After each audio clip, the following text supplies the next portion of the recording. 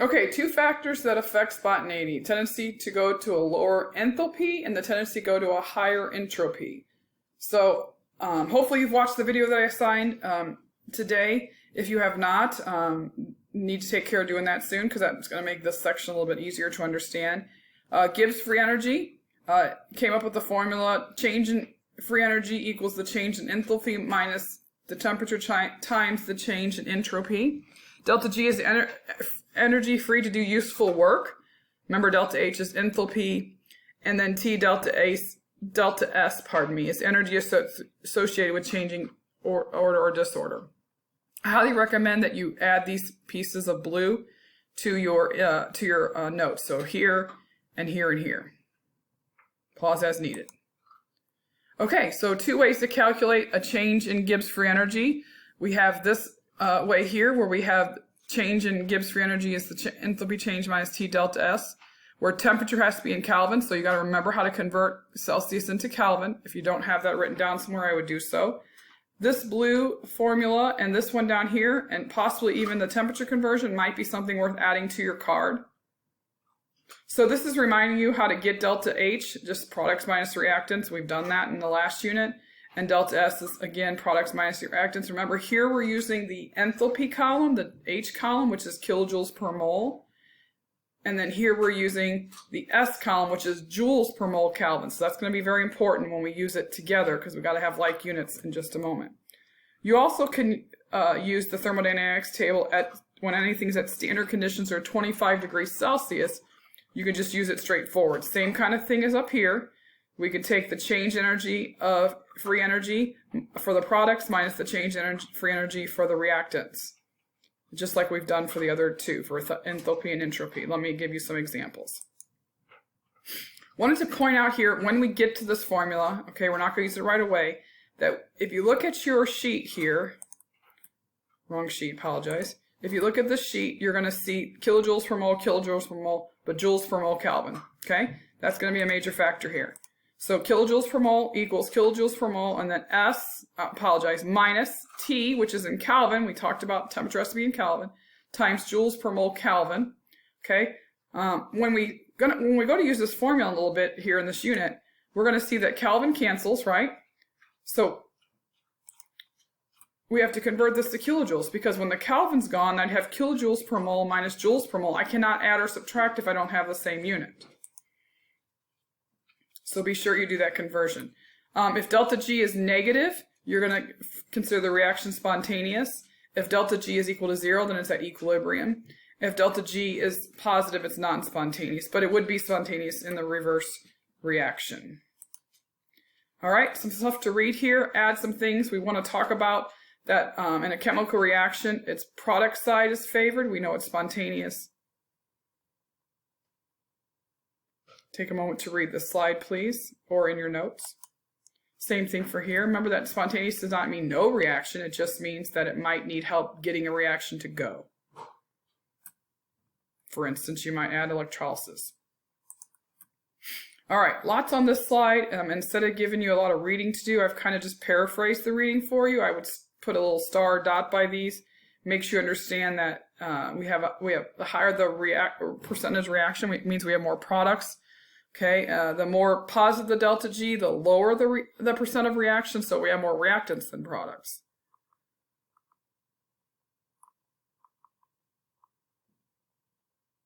Reactions that are non-spontaneous in one direction will be spontaneous in the other.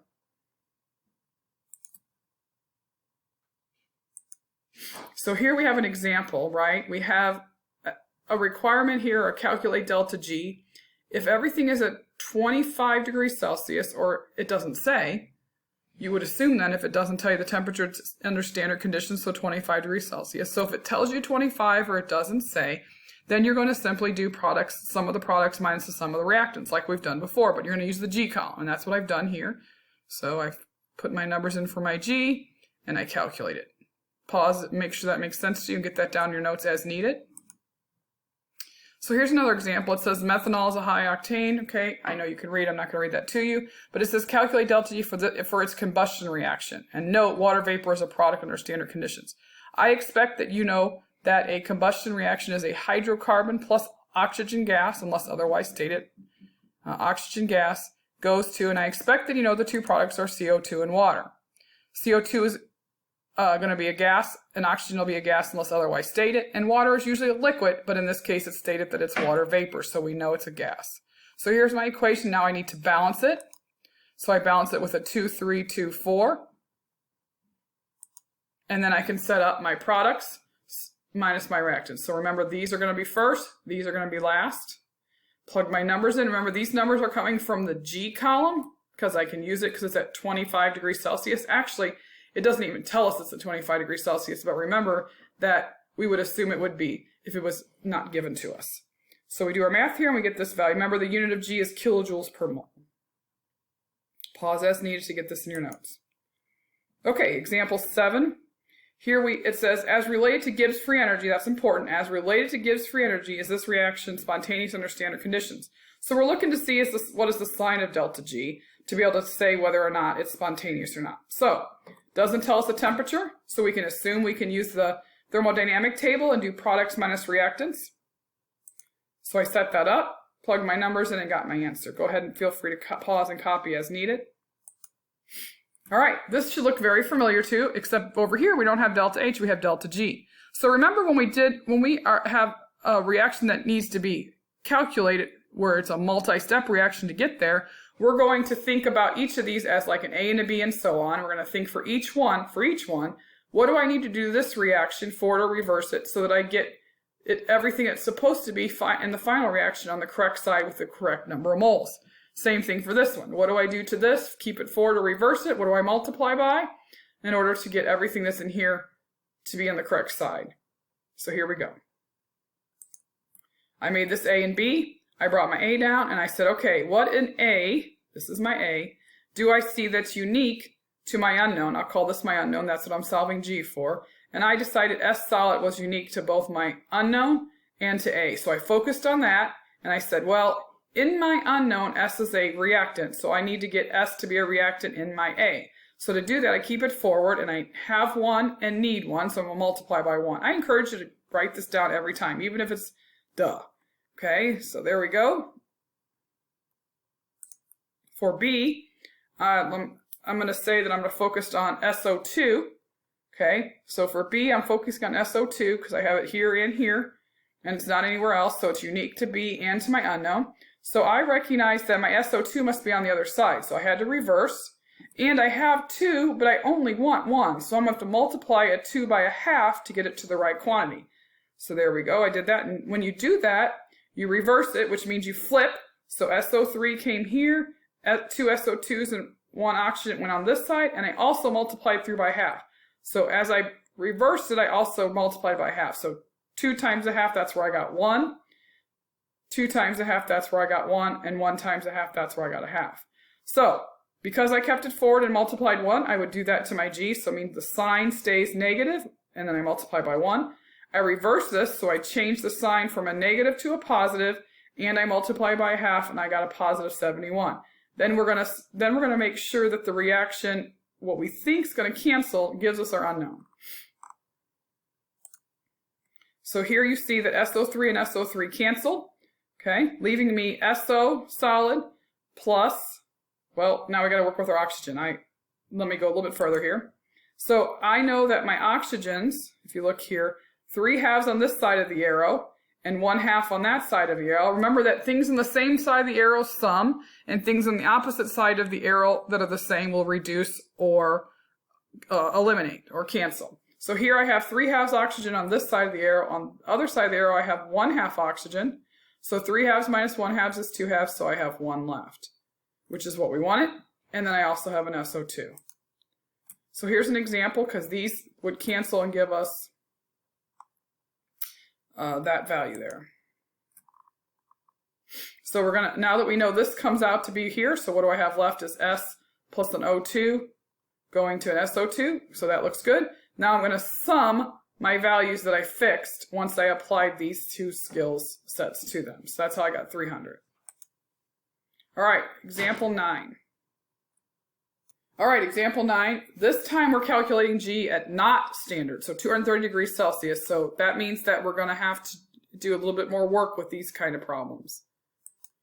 So first thing we have to do is write a balanced equation for reduction of 1 mole of iron 3 oxide with hydrogen. So iron 3 oxide plus hydrogen tells us it forms iron, metal, and water vapor. We know from the periodic table that hydrogen is in standard conditions, or unless we're otherwise told as a gas, we would assume this is a solid. It tells us it's iron metal, so we know it's a solid, and it tells us it's water vapor. We need to balance it. 3, 2, so 1, 3, 2, 3. Let me try that again. 1, 3, 2, 3 balances it. And remember that we want to make sure that it's written as it's requested. So 1 mole of iron oxide. So if you ever see that, you need to make sure, yep, we have 1 mole. If this was a different number, let's say this was 2, we'd have to multiply through by half to get this to 1 mole. And then we'd have, in that case, different numbers out here. But we are good the way it is with 1. So we know we got to use this formula. Why? Because we can't use the yellow sheet. Let me be more specific. Not sure the color that you might have this year. We can't use our thermodynamic table sheet because it's not at 25 degrees Celsius or standard. When it's at something other than standard or 25, we'll have to use this formula. Let me show you how this works. So we know one thing for sure. We know we have to convert temperature into Kelvin. So we take our Celsius 230, add 273.16, get 503 sig figs. There we go. We also can figure out that we know we're going to have to change an S and change an H and change an S. So we're going to take products minus reactants. That's the same thing we've been doing over and over in the last 2 units. That's what this is. I'm going to first calculate H down here using my thermodynamics table. So I did that. Okay. Then I'm going to calculate S.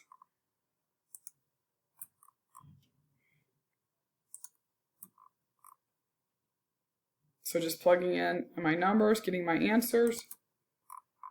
Okay. Remember that, though, we can't use this the way it is. We have to either convert this to this or this to that. So typically speaking, it's mostly done because we like to have delta G in kilojoules per mole. We're going to take our S and we're going to use this conversion factor. So always be careful with your unit of S. It could be tricky.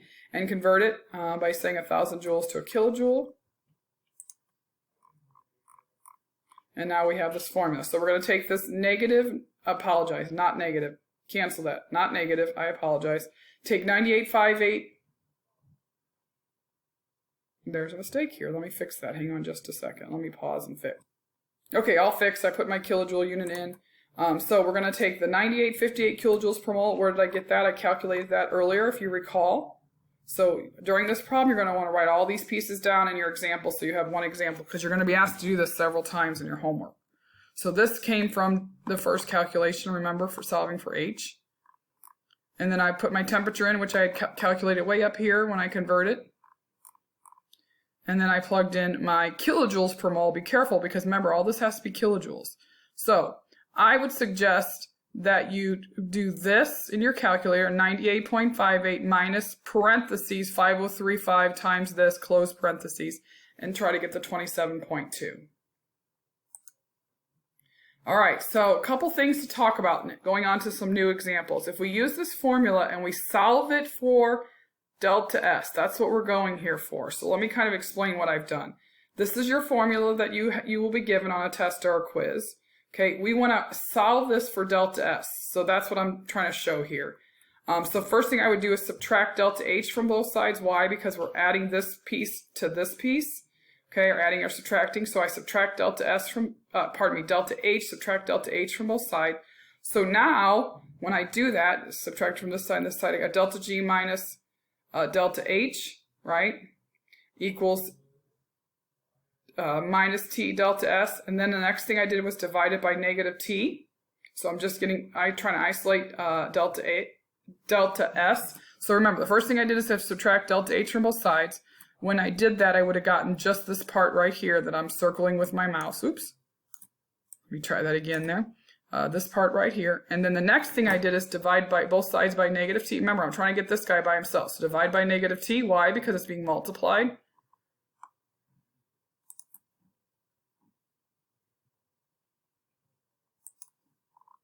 Oops, sorry. So when I did that then, I had a funky thing. So what I did is I would have a negative here, right? So this, I just brought this up here so it's easier to see. So negative delta G plus delta change in delta H over T equals delta S. And then when we rearrange this again to make it easier to read, we got change in entropy is equal to the change in entropy minus the change in free energy over temperature.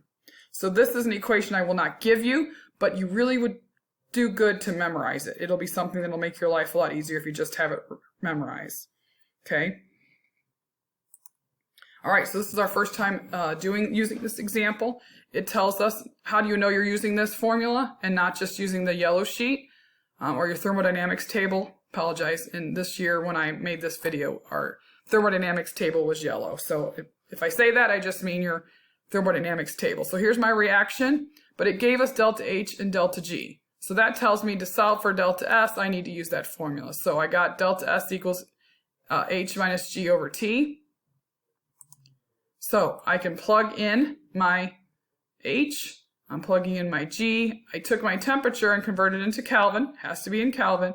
Remember, are the units the same? Remember, it's very important when you plug things in that your units are the same. Whenever you add or subtract things, your units must be the same.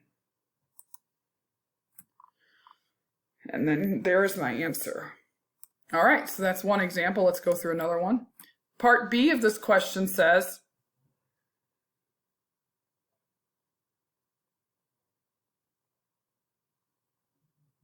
apologize for the long pause. I want to check something and go back to this. Somehow I lost my formula when I got to this page. Let me fix that really quick. Just noticing that as I make this video. So hold on just a moment. Let me fix that. All right, so this is part B of this question. It wants to know what S is. There's no triangle here, right? So that means it wants to know, and I don't know why that's bold. It's just a typo there. But it wants to know the entropy for just C6H12O6. Okay, so that's what we're solving for. So here's how we'll do that. So we're solving for X because we just calculated on the problem before. Let me fix this like I did on the last slide. Apologize for that. Just like on the problem on part A. Let's go back to part A. Part A, we solved for delta S, didn't we? And there it is. So now we got overall delta S for the same reaction. So that's what we are going to do. We're going to solve for X. That means we're going to solve for this piece within our products minus reactants. So here we go. I put products plus product minus reactant, set an equal to what we had solved for earlier in part A. This comes from the calculation for part A. Just wanted to add that in as my notes. Looking these up, and remember this is my X because that's what I'm solving for. Set it equal to what we calculated in part A. Remember that this is in joules. That's important. Okay, because why is this in joules? Because all these numbers came off my thermodynamics table, and S in my thermodynamics table is in joules per mole Kelvin. So I made that red to point that out. And you have kilojoules over here, which is what we calculated from these two numbers in part A, if you recall. So we're going to have to do a conversion. So here I am. I've converted your joules, moles, Kelvin by converting to joules. And if I just do that, joules would cancel getting into kilojoules, and then I have this value. So I'll plug that in. Now I can do some math because I have like units. I can't add or subtract units, and that's what I'm going to need to do to get X by itself, right? I'm going to have to subtract this from both sides, so the units have to be the same. Okay. So now I can go through that math, and when I solve for X, right, so I'm going to subtract this from both sides. That's what I did. So when I subtract this from this side, I get negative X equals this. Then I'm going to divide by -1 to get X by itself, and when I do that, I get that value. Again, pause as needed, always, to get what you need out of these videos. All right, example 10. This time we're going to look for the enthalpy for C6H12O6. So we're looking for an X again. Okay. How do I know? I already have big H, so I know I have to be solving for a piece. So here we go. We're going to do products minus reactants. This is given from the question prompt, so we already know delta H. Remember, we're looking for H, so we've got to use H here. So this is really like a problem from the last unit. Plugging in numbers, solving for X. So these numbers come here. This is my X. Again, products minus reactants. This totals here. Just kind of going on, showing you some of the math. Divide by -1, and that's what I get for. No worries on units here because this is already in kilojoules, and we know that these numbers come off the thermodynamics table already in kilojoules. All right, so now you're on to homework 2. And let me just kind of show you what homework 2 looks like. Homework 2 looks like this. So sometimes I give you better directions, but this is problem 18, but use this as your first reference. And then if you need to refer to the book to help you with that question, you can do that. We have answers here in the bold at the end. So there is the homework set that you're asked to do. So these will come right out of the book. There's no retyping of these. You'll just look right out of the end of the textbook. And then 55 and 56 are the last